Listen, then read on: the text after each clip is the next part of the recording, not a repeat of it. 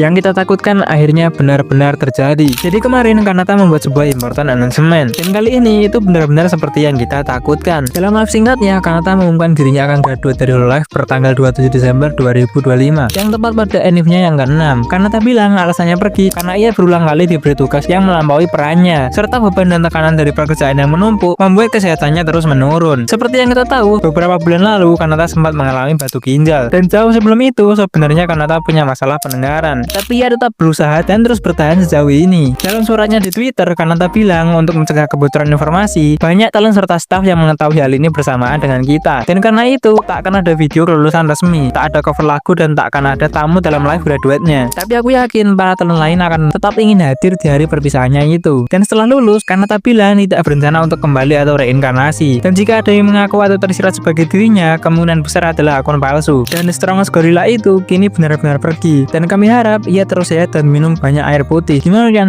Kalian tahu nggak kalau Kanata ingin buka cafe setelah keluar dari Hololive? Jadi pada awal Januari lalu, Korone dan Kanata sempat collab main fast food simulator. Dan saat collab baru dimulai, Kanata bilang ia dulu pernah kerja di sebuah cafe. Jadi ia meminta Korone untuk memanggilnya barista Kanata. Tapi Korone bilang ia juga sempat kerja part-time jadi barista. Dan Kanata bilang maka mereka akan jadi tim yang luar biasa. Dan setelah itu, Korone mengajak Kanata untuk membuka sebuah cafe. Ia bilang jika suatu saat kita keluar dari Hololive, mari kita buka cafe bersama. Kanata setuju dan ia bilang memikirkan tentang itu membuat hidupnya lebih menyenangkan. Mereka lalu membuat plan, dan jika suatu saat cafe itu benar-benar ada, aku harap itu tak berakhir seperti cafe seseorang di sebelah. Gimana kan?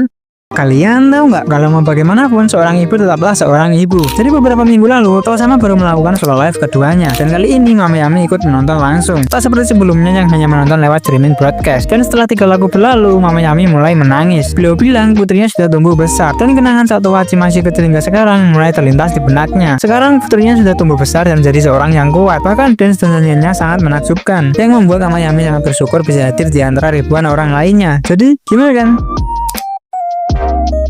Kalian tahu nggak kalau ada satu janji lagi yang terpenuhi? Jadi pada bulan Juli tahun lalu, saat anniversary 5 tahun dari Pekora, Azuki datang dan mereka membuat janji akan naik gunung bersama Akutan saat cuaca mulai dingin. Tapi 1 bulan setelah itu, Aqua muncul dengan important announcement-nya. Kami berpikir mungkin janji ini hanya akan jadi omong kosong lainnya. Hingga awal November di tahun yang sama, setelah Akutan resmi graduate, Pekora, Azuki, dan Bawang itu menempati janji mereka. Saat hari berangkat tiba, Peko dan Azuki menggunakan pakaian kasual, sedangkan Akutan datang dengan gear lengkap pendaki hedon. Meski gunung yang mereka daki adalah Gunung Takao yang hanya setinggi 599 mdpl, yang bahkan ada kereta gantungnya. Tapi baru beberapa langkah, Aqua dengan perlengkapan Gunung Everestnya itu malah yang pertama kelelahan. Pekora bilang mari naik kereta gantung saja. Tapi Aqua bilang jika aku naik kereta itu sekarang, maka aku kalah. Setelah sebelumnya ia lihat anak kecil mendaki dengan santainya. Setelah susah payah, mereka akhirnya bisa sampai puncak dan makan coba, serta menikmati kebersamaan selagi mereka pisah. Gimana kan? Kalian tahu nggak kalau Nico tampil 3D bersama ayah di live-nya? Jadi kemarin Flow Glow baru debut 3D pertama mereka. Dan selain Rio Naya menari dengan luar biasa, ada satu hal lagi yang kita dapat. Kita bukan lagi mau bahas tentang Nico yang entah kenapa bisa jadi aksesoris terbarunya Fubuki, tapi tentang kenalin Kogenai Nico. Saat dia tampil solo di 3D-nya kemarin, ia diiringi oleh siluet orang bermain gitar dan piano. Mungkin itu terlihat biasa terjadi, tapi setelah perform itu selesai, Nico bilang orang yang main gitar tadi adalah ayah di live-nya. Hal itu membuat banyak orang terkejut mendengarnya, karena biasanya para orang tua talent hanya akan ikut duduk di bangku penonton, tapi kali ini ikut tampil di panggung yang sama. Hal ini sekaligus menunjukkan bahwa selama ini Nico lahir di keluarga musisi. Pantesan kayak gak asing ternyata papa mertua. Gimana kan? Kalian tahu nggak kenapa jari manis Korone bisa retak? Mungkin kalian udah tahu, tapi pada awal Maret 2022, jari manis Korone pernah retak. Dan saat dibawa ke dokter, Korone bilang jarinya retak karena bermain game terlalu keras, yang membuat dokter bahkan puluhan ribu orang lainnya tak percaya. Tapi beberapa minggu setelah itu, saat Holofest ketiga, Korone melakukan flip legendarinya, yang membuat banyak orang merasa dari sanalah jarinya bisa retak. Karena beberapa bulan sebelum insiden itu, Korone pernah bilang ia sedang latihan handstand dan semacamnya. Mungkin sejak saat itu, ia terus berusaha keras latihan handstand, flip sampai tak sengaja melukai jarinya. Tapi mengapa dia bilang jarinya retak karena bermain game? Mungkin Korone hanya ingin kita melihat hasilnya tanpa perlu mengetahui apa yang sebenarnya terjadi. Yang perlu kita tahu hanyalah flip itu semakin baik dari setiap tahunnya. Gimana kan? Kalian tahu nggak kalau Subaru pernah kena trap manajernya? Jadi waktu Subaru selesai voice recording, ia melihat manajernya sudah menunggu di luar dan membawakan tasnya. Subaru berpikir manajernya sangat perhatian karena membawakan tasnya, karena Subaru lelah selesai recording. Lalu manajernya memimpin jalan keluar dari ruangan tersebut, dan Subaru masih berpikir manajernya sangat baik. Hingga di tengah jalan, Subaru baru sadar bahwa jalan yang mereka lalui bukan jalan untuk pulang ke rumah, tapi Subaru telat untuk menyadari hal itu. Mereka sudah tiba di depan pintu yang mencurigakan, dan saat masuk ke ruangan itu, di dalamnya sudah ada Iroha yang sedang menandatangani tumpukan kertas. Saat melihat itu, baru terdiam dan sadar bahwa dirinya sudah kena trap manacannya dan tak boleh pergi kemanapun sebelum dia menyelesaikan semua tumpukan kertasnya. Gimana kan? Perjalanan panjang ini masih belum berakhir. Jadi kemarin di Twitter, Degozaru mempost 1 lembar kertas penuh tulisan tangan yang mendapat hampir 1 juta tayangan. Yang intinya, Iroha berterima kasih kepada semua orang yang telah mendukungnya selama ini. Ia juga bilang, sekitar tepat 1 tahun yang lalu, ia mengalami aphonia psychosomatis atau kehilangan suaranya, yang membuat banyak orang khawatir kala itu. Meski ia masih terbayang hal itu, dan terkadang masih masuk ke dalam mimpinya, tapi atas dukungan serta kata-kata penyemangat dari banyak pihak, selama setahun terakhir, mulai dari keluarga, teman, para anggota Hololive, manajer, dan semua orang telah menjadi kekuatannya. Dan meski tahun keempatnya sangat berat, tapi kini ia bisa dengan bangga mengatakan bahwa itu semua adalah pengalaman yang baik. Dan ia berharap kita masih akan mendukungnya di tahun kelimanya dan seterusnya. Gimana kan? Kalian tahu nggak kalau Luna mau beli pesawat tempur? Jadi saat Hololive Collab, mereka diberi beberapa pertanyaan. Dan ada satu soal, apa yang akan mereka beli jika punya 1 miliar yen? Mikochi dan Kanatan ingin membeli sebuah mansion dan apartemen. Langi menjawab ingin beli saham. Lalu Fubuki dan Marin akan menggunakan uang itu untuk aktivitasnya dan membuat 3D studio. Sementara Lunatan menjawab A10. Saat Miko bertanya apa maksudnya A10, Luna bilang itu adalah sebuah pesawat tempur angkatan udara Amerika Serikat. Luna ingin itu karena meski A10 sedikit lambat, tapi sangat-sangat kuat. Meski terdengar berbahaya, tapi apa yang kalian harapkan dari seorang Yumi yang naik Harley Davidson? Jadi setelah kemarin Botan yang ingin sebuah tank, kini Luna ingin sebuah pesawat tempur. Aku mulai meragukan apa mereka benar-benar seorang idol. Gimana kan?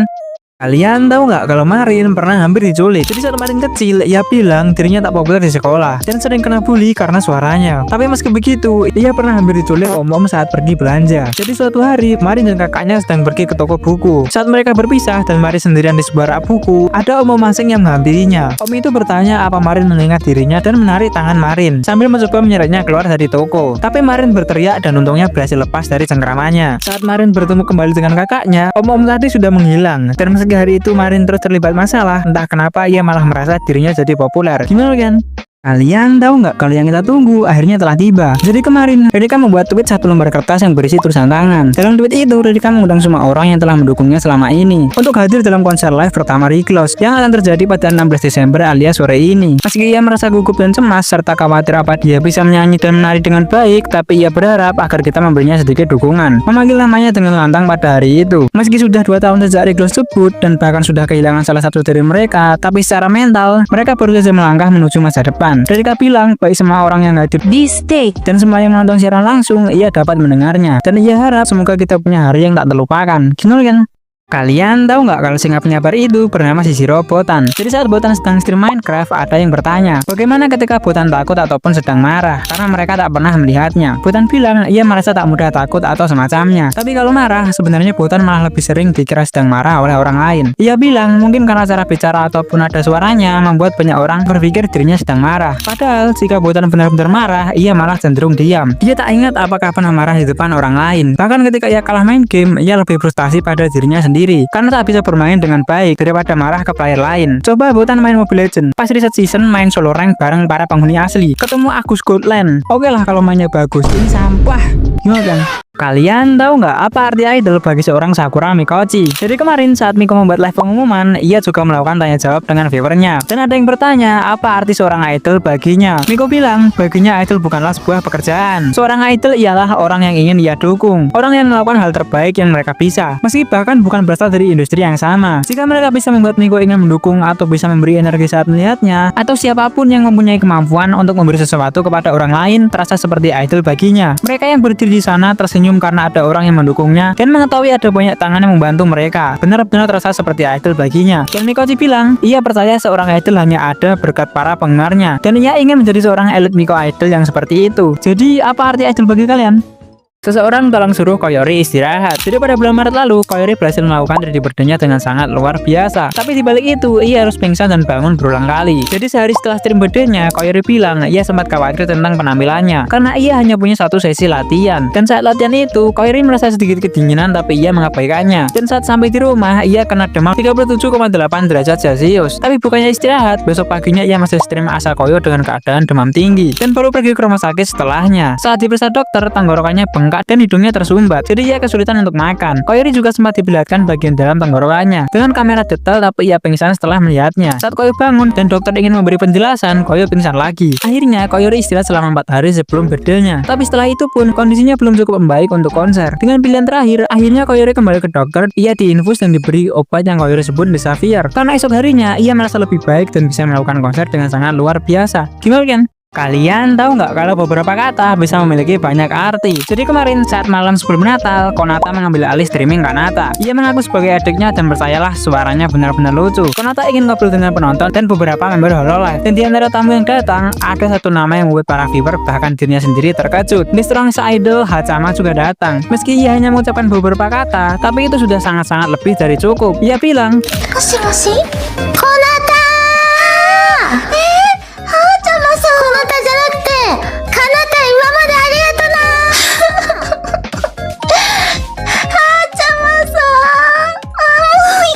Setelah hiatusnya sejak beberapa waktu lalu, rasanya senang bisa mendengar suaranya kembali. Meski mereka tak ngobrol panjang, tapi Konata sangat senang Hachama bisa datang. Ia juga bilang, tolong jangan memaksakan diri terlalu keras. Dan Konata harap Hachama bisa istirahat yang cukup dan lekas membaik seperti sedia kala. Hey, selamat datang di satu hari satu pertanyaan. Hari pertama, kapan kamu masuk rabbit hole video brand ini dan kenapa? Gimana kan? Kalian tahu nggak kalau Yaku ternyata takut dengan Choco Sensei? Jadi pada awal Januari kemarin, saat Choco Sensei ingin main game Cruelty yang berakhir dengan free talk, ia bercerita tentang masa-masa awal dirinya di Hololive. Choco Sensei bilang ia dulu sangat sering berselisih dengan pihak manajemen. Bahkan ia pernah pergi ke kantor dan bertanya apa CEO ada di sana agar ia bisa bicara dengannya. Tapi akhir-akhir ini Choco Sensei lebih tenang karena ia menyadari tak ada gunanya terus melakukan hal itu. Dan mungkin karena alasan itu, Choco Sensei berpikir Yaku takut padanya. Karena terkadang Yaku terlihat menghindar dan cenderung melarikan diri saat bertemu ataupun berpapasan dengannya. Tapi selain Yaku, beberapa talent lain pada awalnya juga mengira Choco adalah orang yang menakutkan sebelum mereka jauh lebih mengenalnya. Kecuali bagi Papa Marin. Hey, selamat datang di satu hari satu pertanyaan. Hari kedua, siapa Oshimu dan mengapa kamu mengidolakannya? Gimana kan? Kalian tahu nggak kalau inilah curahan hati seorang Ozora Subaru. Jadi saat Subaru stream free talk, ia membicarakan soal generasi 2 yang akan collab. Dan saat membuat thumbnail untuk itu, ia sadar bahwa ini adalah kali pertama mereka collab hanya bertiga. Semenjak kepergian Aquation, Subaru bilang meski generasi 2 tak terasa seperti sebuah grup dan tak seperti generasi yang lain, bahkan sejak pertama mereka bertemu, tapi lambat laun, ia menyadari bahwa mungkin memang seperti inilah generasi 2 itu. Jadi meski ia terkejut saat dua bawang itu pergi, Subaru bilang jika mereka ingin kembali, ia akan dalam kondisi terbaiknya untuk menyambut mereka lagi. Meski ia tak yakin hal itu akan benar-benar terjadi. Dan saat akhirnya mereka collab, Ayame dan Choco-sen bilang, mari merger dengan grup lainnya. Karena kebetulan Gen 4 juga terisa 3 orang. Tapi Subaru menolaknya dan ia bilang setiap generasi pasti memiliki auranya tersendiri. Dan dia yakin Gen 4 maupun yang lain pasti juga sedang bersenang-senang dengan cara mereka sendiri. Gimana kan? Kalian tahu nggak kalau inilah tanggapan Peko Mama soal House Marin. Jadi kemarin dalamlah birthday-nya Pekora, ia mempertemukan Peko Mama dan House Marin. Mereka lalu diberi beberapa pertanyaan hingga ada satu soal, apa kesan atau tanggapan Peko Mama tentang Marin. Peko Mama bilang Marin itu pandai bernyanyi. Dan karena Pekora membolehkan ia untuk terus terang soal ini, beliau bilang Marin itu wanita yang sangat edgy. Saat Pekora bertanya dari mana beliau tahu tentang itu, Peko Mama bilang itu karena ia sempat melihat streamnya dan karena ia hanya bisa menemukan art edgy tentangnya. Jadi Peko Mama beranggapan seperti itu. Setelah itu Pekora bilang untuk berhati-hati dengan kapten bajak laut itu. Sekarang mari kita tanya tanggapan Cici soal Peko Mama yang ditanya tanggapan. Dia tanggapan, ini gak di komen, gak di donate, sampai musuh pun semua nanya tanggapan. Lama-lama gue kebawa mimpi gue, jangan sampai ntar gue tidur malam mimpi nih. Dia tanggapan lu, tiba-tiba orang random di jalan, dia tanggapan lu, gak bisa lepas dari tanggapan ini bener. Kalian tahu nggak, bahkan seorang final boss mengakui Luna Princess. Jadi saat Luna main game Elden Ring dan sampai di stack boss, ada cutscene boss tadi yang menyebutkan beberapa nama. Dan ini yang terjadi. General Radon, Shogun Radon, General Radon, Raikar, Luna Princess. Luna Princess, Luna. Udah itu aja, aku cuma mau share pas Jimmy bilang Luna Princess karena itu terdengar lucu. Kenal kan? Luna Princess. Kalian tahu nggak kalau uang anak adalah uang namanya juga. Jadi awal tahun kemarin, Suisse sempat membuat live roulette hadiah tahun baru untuk para Holo member. Bahkan Kizuna Ai juga datang. Isi hadiahnya seperti undangan makan ke rumahnya yang didapat Zeta, tiket membuat cover song bersama yang didapat Ayame, dan hadiah utamanya 100.000 yen didapatkan oleh Otonose Kanade. Dan lucunya Rideka yang datang bersama Kanade hanya mendapat sebuah batu. Setelah itu Subaru yang mendengar Kanade mendapat 100.000 yen, ia bilang, Kanade ga 10万! かなちゃん、そのお年玉お母さんに渡しなさい。あんたにはまだこの10万は早い。お母さんにそのお年玉貸しときなさい。貯金しておくから。ちゃんと使える大人になったら返します、この10万円は。Percayalah Kanade, jika kamu memberikannya kepada ibumu, uang itu tak akan pernah kembali. Jadi gimana menurut kalian? Kalian tahu nggak kalau Kayu menangis karena Subaru melupakan janjinya? Jadi saat Subaru stream countdown di malam tahun baru, Kayu sempat datang dan ia cerita soal dirinya dan Subaru yang sebenarnya punya janji untuk main game bersama, yang akhirnya gagal karena Subaru ketiduran. Jadi awalnya Subaru mengajak Okayu untuk main game bersama. Okayu yang mendengarnya sangat excited dan ia bilang, mari lakukan setelah aku pergi makan. Lalu Okayu pun pergi makan dengan sangat cepat, dan saat dia kembali dan mencoba menelpon Subaru, ia tak pernah mendapat jawabannya. Sementara itu Subaru awalnya hanya ingin tidur sebentar di sofa, tapi ia malah bangun keesokan harinya. Okayu yang sudah excited ingin main game bersama, berulang kali spam Discord dan lain agar Subaru terbangun, tapi itu tak kunjung berhasil. Akhirnya Okayu menyerah dan menonton Freerun sebelum tidur. Ia bilang ia tak tahu dirinya menangis karena Freerun atau karena Subaru yang ketiduran. Gimana kan? Kalian tahu nggak kalau ini bukan hanya sekedar tentang makanan. Jadi minggu lalu saat para talent Hololive melakukan off collab dan makan bersama sebagai perayaan tahun baru, mereka melakukan banyak kegiatan seperti membuk mochi, membuat misoba, dan banyak hal lain. Miyosa juga memasak chikusen, dan entah kenapa saat Koyori memakannya, ia mulai menangis. Koyori bilang chikusennya sangat enak dan ia sangat bersyukur bisa memakannya. Baru dan Miko yang di sebelahnya berusaha menghibur, dan mereka bilang bahwa ini adalah kekuatan dari masakan Mio Mama. Tapi Koyori malah menangis lebih keras, yang membuat Miko bertanya-tanya makanan apa yang Koyo makan setiap harinya. Sementara itu Butan yang juga ada di sana, ia bilang makan mochi dengan air mata Koyori di sebelahnya membuat rasanya jadi sangat luar biasa, dan kebersamaan itu akan kita kenang selamanya. Gimana kan? Kalian tahu nggak kalau Marin sempat dikira masih 17 tahun. Jadi saat Marin melakukan live birthday countdown, ia sempat cerita soal dirinya yang dikira masih berumur di bawah 18 tahun. Jadi suatu hari saat ia pergi ke bioskop saat sudah larut malam dan sedang berjalan di lobi, Marin dihentikan oleh staf di sana. Ia kaget dan awalnya berpikir apa dia menjatuhkan tiketnya. Tapi staf tadi malah bilang apakah ia bisa memverifikasi umurnya. Karena menurut aturan anak di bawah 18 tahun tidak boleh menonton bioskop larut malam. Marin sangat-sangat terkejut sekaligus senang mendengarnya. Ia lalu memperlihatkan SIM-nya pada staf itu, dan setelah staf tadi meminta maaf lalu pergi. Dan saat live itu Marin bilang hal ini telah membuktikan bahwa ia masih muda dan berulang kali merasa senang akan itu. Tapi setelah itu semua para viewer masih tak dapat mempercayainya. Gimana kan? Kalian tahu nggak kalau Miko Maid sebenarnya adalah Kohai. Jadi meski bagian dari generasi 0 Hololive, selain Soda-chan yang debut bahkan sebelum Hololive sendiri itu ada, dan Robopon yang debut 6 bulan setelah itu, anggota generasi 0 sisanya sebenarnya debut setelah generasi yang lain. Seperti Miko yang debut setelah generasi 1, Azuki yang debut setelah generasi 2, dan Suisa yang bergabung setelah Hologamer ada. Baru setelah itu generasi 3 dan seterusnya. Udah gitu aja, gue mau lanjut nonton tim hoki yang ngebantai raja terakhir 1-0. Gimana kan? Kalian tahu nggak kalau Hololive itu bukan hanya tentang sebuah pekerjaan. Jadi bulan Mei lalu saat Miyosa live Oha Mio, ia melakukannya dari rumah Subaru. Itu bisa terjadi karena sehari sebelumnya Miyosa bilang ia sempat down karena masalah yang ia hadapi. Beberapa talent yang tahu akan itu lalu datang untuk mencoba membantunya, yang malah berakhir jadi acara kumpul-kumpul. Subaru lalu bilang mari buat party, dan mereka pun tak tidur hingga keesokan harinya. Dalam live Mio pagi itu pun para talent lain masih terdengar ada di sana, seperti Fubuki, Luine, Toasama, Mikoshi, dan tentu saja Subaru. Karena itu adalah rumahnya. Miyosa bilang ia sangat berterima kasih pada semua orang yang telah peduli kepadanya. Setiap kali ia merasa down, tiap kali ia punya masalah, dan mereka akan selalu datang menghiburnya. Mio bilang ia punya teman-teman yang sangat baik dan ia sangat bersyukur akan itu. Gimana kan? Kalian tahu nggak kalau inilah pertemuan pertama duo Kusogaki. Jadi saat Kanade di live entah apa ini, ia bilang dirinya hampir setiap hari pergi ke studio dan sangat sering bertemu dengan para talent lain. Tapi pada saat pertemuan pertama dengan Laplus itu malah berakhir seperti kejadian di anime-anime. Jadi suatu hari saat Kanade ke studio, ia melihat ada orang yang mencurigakan. Orang itu menggunakan sesuatu yang bertanduk, memakai masker, dan pakai baju tidur. Kanade bertanya-tanya apa sebelumnya memang ada orang seperti itu di sini. Ia lalu berasumsi kalau dia adalah staff dan pergi menyapanya. Setelah saling sapa, orang misterius itu malah mencoba pergi dari sana. Tapi Kanade menahannya dan memperkenalkan diri. Tapi orang itu hanya bilang oh dan tetap pergi meninggalkannya. Kanade lalu lari mengejarnya dan bertanya siapa namamu. Orang misterius itu lalu berbalik dan bilang, ore kimi no kokoka de. Hei, join Discord sekarang. Bahkan alien Bogel pun join. Tapi aku rasa dia akan merasa tersinggung setelah dia naik level. Gimana kan? Kalian tahu nggak kalau Robotpan ini belum update software? Jadi 2 minggu lalu saat Roboco live karaoke di pagi hari, setelah menyanyikan beberapa lagu, ia tiba-tiba menghilang. Setelah beberapa menit, ia akhirnya kembali dan bilang kalau ia terkena update Windows otomatis. Setelah ia lama menundanya hingga Windows muak dan mengupdate dirinya sendiri. Jadi ketika ia bernyanyi lagu Sari Shinohara, Roboco bilang layarnya tiba-tiba muncul hitung mundur dan angka persentase, lalu kemudian mati tanpa sebab. Tapi ia masih melanjutkan live dan akhirnya terdengar beberapa noise saat ia mengetik dan lain sebagainya. Jadi, kumaha menurut kalian? kalian. Kalian mau ngisi ending kayak gini juga? Buruan join Discord sekarang dan di perasaan tadi udah ending.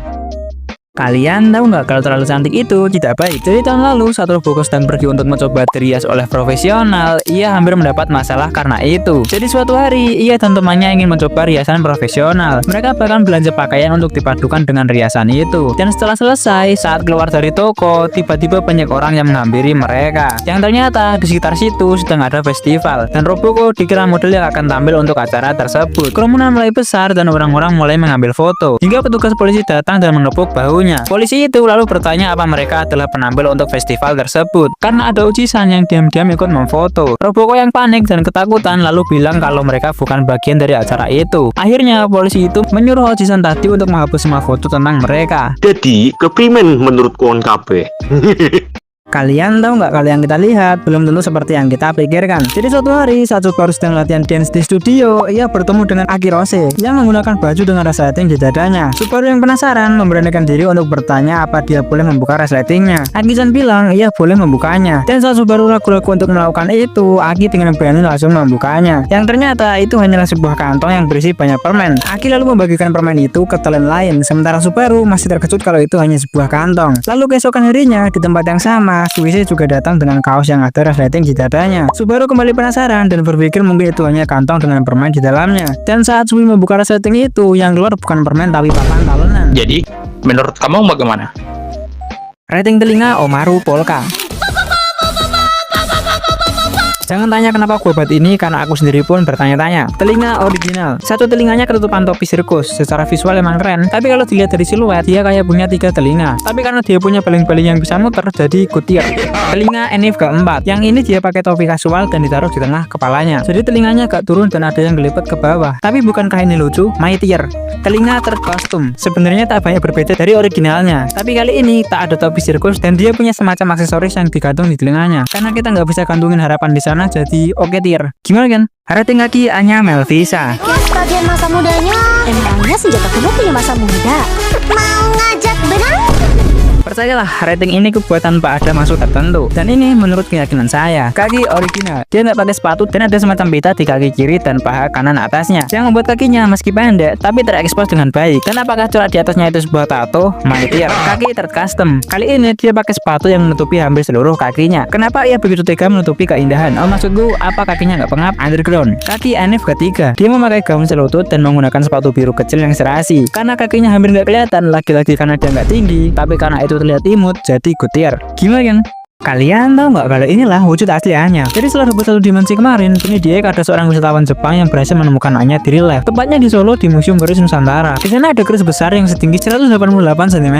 Mau disebut setinggi ataupun sepanjang, yang jelas itu lebih tinggi dari Yob. Akun bernama @amensio-chan itu juga mengupload beberapa foto dari sana. Terlihat jelas keris itu bahkan lebih tinggi dari dirinya sendiri. Ia juga menulis caption seperti yang diduga Anya tingginya 188 cm. Bayangin Anya beneran setinggi itu. Kasihan Yopi kalau mau ngobrol harus lihat atas terus. Kalau berdiri sampingan udah kayak Titan sama makanannya. Selain ke museum keris, Kyo-chan juga pergi ke museum Nuradia Pustaka, ke Taman Sewudari, dan bahkan nonton wayang orang. Sepertinya bahkan dunia VTuber juga bisa mengenalkan budaya Indonesia lebih luas. Jadi nggak ada salahnya kalau kita sebagai warga Indonesia ikut melestarikan budaya ini, atau setidaknya jangan biarkan budaya kita diklaim bersalah. Gimana kan? Kalian tahu nggak kalau Papa Oli ternyata seorang introvert? Jadi kemarin saat Oli lihat klip tentang mamanya yang sedang bicara tentang Papa Oli, mereka bilang kalau ternyata beliau seorang introvert. Oli bilang, misal jika ia membawa temannya ke rumah, yang terjadi adalah Mama Oli keluar untuk menyapa mereka dan membantu nyiapin cemilan. Sementara Papa Oli, beliau mengunci diri di kamar mandi. Padahal ia tak sedang buang air ataupun sedang mandi. Beliau hanya diam diri di sana. Pantesan waktu aku ke rumah, beliau nggak ada. Padahal mah nggak usah malu sama calon mantu. Gimana kan? Kalian tahu nggak kalau menurutku Pon itu sebenarnya keturunan. Jadi dalam salah satu live lamanya, Zeta pernah cerita soal mamanya yang ternyata mempunyai penglihatan yang cukup buruk. Jadi suatu hari saat Zeta dan mamanya sedang pergi naik mobil dan mama Zeta yang mengemudi, beliau tiba-tiba berhenti di depan sebuah kerucut lalu lintas. Karena penglihatannya kurang jelas, beliau mengira kerucut tadi adalah seorang manusia. Ia lalu meminta Zeta untuk turun dan menyuruh orang itu untuk minggir. Zeta yang panik dan bingung lalu bilang bahwa yang berdiri di depan mobil itu adalah sebuah kerucut lalu lintas. Setelahnya Zeta bersyukur setidaknya mamanya tidak menabrak kerucut itu. Aku curiga sebenarnya mama Zeta itu lihat bass dan potato head di bawah kerucutnya. Gimana kan? Kalian tahu nggak kalau Vestia Zeta say something? Karena ini benar-benar sangat-sangat penting, jadi langsung aja. Something. Gimana kan? Kalian tahu nggak kalau Anya akhirnya jadi bakanter sungguhan. Jadi saya tanya live yang aku nggak tahu dia live apa, tapi di klip ada yang bertanya apa dia akan sering bermain game Holodream, sebuah game official dari Hololive yang saat ini masih dalam proses pengerjaan. Dan Anya bilang sebenarnya beberapa hari lalu ia sempat rekaman untuk game tersebut dan dia diperbolehkan untuk mencoba memainkannya. Seperti yang kita tahu, Anya dengan gelar bug testingnya yang bahkan bisa membuatnya debut jadi video satu dimensi. Dan saat ia mulai memainkan gamenya, skill pasifnya mulai aktif. Ia menemukan beberapa bug dan terlihat bangga akan itu. Anya bilang mungkin ini adalah kali pertama ia dapat kesempatan untuk menggunakan skill bug testingnya dan menurutnya itu sangat-sangat seru. Jadi, kumaha menurut Baraya? Kalian tahu nggak kalau inilah kekuatan dari afiliasi. Jadi saat duta ulang tahun kemarin, dari banyaknya tamu undangan yang datang, ada satu nama yang membuat beberapa orang senyum bahagia. The number one time traveler detektif Amelia Watson. Ia turut hadir meski hanya sebagai MC acara dan tampil menggunakan PNG-nya. Tapi Bung, itu sudah lebih dari cukup. Bagi yang tanya kenapa Ame bisa datang, itu karena Ame bukan graduate ataupun terminate. Ia membuat jalannya sendiri yaitu afiliasi. Ia hanya berhenti streaming dan segala kegiatan VTubing lainnya sebagai Ame, tapi tetap menjadi bagian dari Hololive dan bisa muncul dalam proyek atau event tertentu seperti Ultah Zeta ini. Dan setelah sekian lama, Abang Ray kita akhirnya bisa nyanyi ini lagi.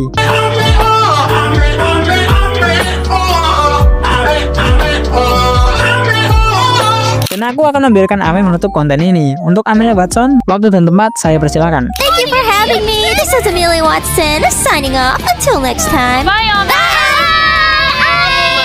Kalian tahu nggak kalau Bika kita akan operasi dan jatuh cukup lama. Jadi kemarin malam Raura membuat waiting room berbackground putih yang cukup untuk membuat beberapa orang kena serangan jantung meski di judul sudah tertulis not graduation. Dan dalam live pendeknya itu Raura mengumumkan sesuatu yang cukup penting. Dia bilang dirinya akan hiatus hingga waktu yang tak ditentukan per tanggal 27 November nanti karena akan melakukan operasi tenggorokan. Gejalanya hampir mirip yang dialami Kagura Nana alias mama dari Ayame dan beberapa VTuber lainnya, yaitu permasalahan di sekitar pita suaranya yang meski sudah menjalani berbagai pengobatan itu tak kunjung membaik dan harus melakukan operasi yang kemungkinan bisa merubah suaranya. Dia sendiri tak yakin akan memakan waktu berapa lama untuk pemulihan pasca operasi ini. Dan meski ia sangat takut menghadapinya, operasi ini sangat penting untuk kelanjutan aktivitasnya sebagai VTuber yang sangat ia sukai. Ya, mari berdoa semoga operasinya berjalan lancar dan mari kita tanyakan soal jetpack itu saat dia kembali nanti. Gimana kan? Kalian tahu nggak kalau ada proyek Emchan yang menghilang? Jadi kenalin Omega Alpha. Mungkin kalian nggak asing dengan nama ini karena pada tahun 2021 saat Holocron Silver Collab, Omega Alpha resmi diperkenalkan melalui sebuah teaser dan sekilas biografi. Tapi setelah itu ia seakan tak pernah ada. Kiara bilang Omega itu seperti Achan tapi untuk Hololive English, yang dikonfirmasi Achan sendiri dalam tweet lamanya. Kalau mereka memang punya posisi yang sama. Omega sendiri memang sempat aktif di Twitter dan sempat muncul di komentar beberapa talent lain. Tapi selain itu ia tak pernah muncul secara visual, bahkan sekedar suara pun tidak. Hingga ia berhenti membuat tweet pada Juli 2022 dan benar-benar menghilang pada September di tahun yang sama. Takkan ada yang pernah tahu dia kemana atau mengapa dia tak pernah debut. Tapi Kiara dan Shiori bilang bahwa Omega Alpha sudah tak ada bahkan sebelum Advent debut pada Juli 2023. Gimana kan?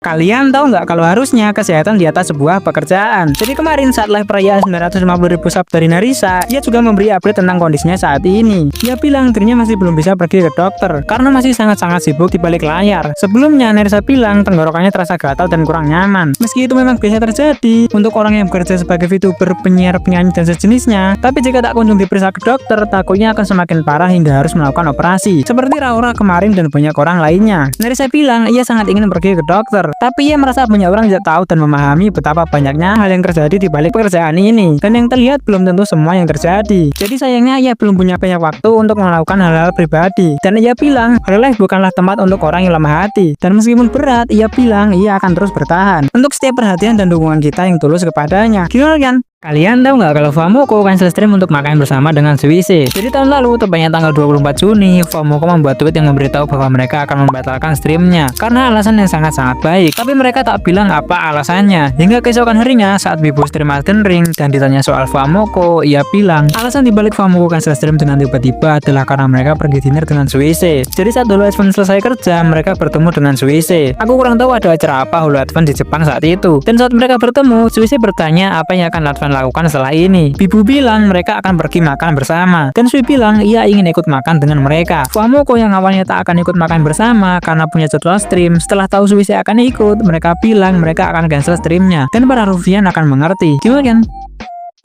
Kalian tahu nggak kalau Cecilia ternyata bakal Marimo? Jadi saat Cecilia last main Monhan, ia bersyukur game itu punya fitur autopilot. Karena kebanyakan kasus, ia tak bisa menemukan musuh ketika mereka lari menjauh. Dan bukan hanya dalam game, di dunia nyata, ternyata Cecilia juga kesulitan untuk menentukan arah jalan. Ia bahkan bisa tetap bingung meski sudah ke tempat yang sama ratusan kali, hingga keluarganya mengeceknya. Dan suatu hari, ia akhirnya mendapat masalah karena itu. Jadi saat ia masih sekolah, Cecilia tentu naik bus jemputan setiap hari. Tapi suatu ketika, ia naik bus yang salah, dan baru sadar 20 menit kemudian. Dan ketika akhirnya sampai di sekolah, meski ia bilang telat karena salah naik bis, gurunya tak mempercayainya karena ia sudah sekolah di sana lebih dari 1 tahun. Hey, dicari orang hilang dengan nama akun RTY dan Nextstar. Kalau ketemu pukulin lalu seret ke desa. Jadi bagaimana menurut kalian? Kalian tahu nggak kalau princess kita ini lagi cari manajer? Jadi kenalin Ellen Valenhart. Ia adalah VTuber indie yang awalnya stream di TikTok hingga pada 4 Oktober 2024 ia mulai aktif di YouTube yang awalnya menggunakan avatar free to use. Hingga pada 2 Agustus kemarin ia akhirnya debut menggunakan avatar originalnya. Dan saat debut rumahnya mengalami mati lampu meski hanya sebentar. Ellen kadang dipanggil El Kuma karena nama YouTube-nya dulu adalah Ellen Kuma. Dan entah kenapa tapi akhir-akhir ini El Kuma melakukan stream 12 jam setiap hari Minggu. Sampai pernah kena raid media Bradford. Dan meski Ellen sangat soft spoken, idolanya adalah Dark Savage. Ia juga punya stream masak dan meski masakannya terlihat normal, ia berakhir sakit perut karena makan masakannya sendiri. Dan kemarin, Ellen baru membuka open recruit untuk posisi manajer yang akan membantunya di balik layar. Tapi khusus untuk cowok, jadi untuk para mas-mas halu, jomblo akut, wibu, pendek, bawang, cadel, alien, Godzilla, harap minggir dulu. Gimana kan? Kalian tahu nggak kalau VTuber ini memilih berkebun dan mancing daripada jadi idol? Jadi kenalin Sherin Tilawat Daus. Kalian nggak salah dengar namanya emang Sherin Tilawat Daus. Dan entah kenapa, jangan tanya aku. Sherin adalah VTuber indie yang mulai aktif sejak bulan Februari tahun lalu. Kalau VTuber lain kebanyakan fokus pada gaming dan jadi idol, meski ada yang nambal ban juga. Tapi Sherin lebih fokus pada berkebun, mulai dari nanam benih hingga panen dan dimakan. Sherin juga sering melakukan IRL vlog, jalan-jalan dan banyak pergi mancing. Ia juga pernah ingin naik gunung, bahkan sudah melakukan live persiapan, tapi pada akhirnya nggak dapat izin dan malah muncul di Roblox. Bersama Sherin, ia bilang berkebun bukan hanya soal menanam benih, tapi juga ketenangan, kesabaran, dan harapan di setiap benih yang tumbuh. Atau sekedar menikmati hidup dengan mancing saat hujan di dekat rumah nenek, meski pulang nggak dapat apa-apa. Gimana kan? Hai, aku SK dan selamat datang di Jamkos. Jawabin komenan Subreaker. Langsung aja dari @Xanders. Lo ada masalah apa sama Yobi sih bang? Sebenarnya gak ada, cuma karena dia pendek. Selanjutnya dari @Najla Khairunisa 6468. Kenapa Nakana ide? Sebenarnya ini terinspirasi dari kalimat perpisahan Bon Clay ke Luffy waktu pertemuan pertama mereka.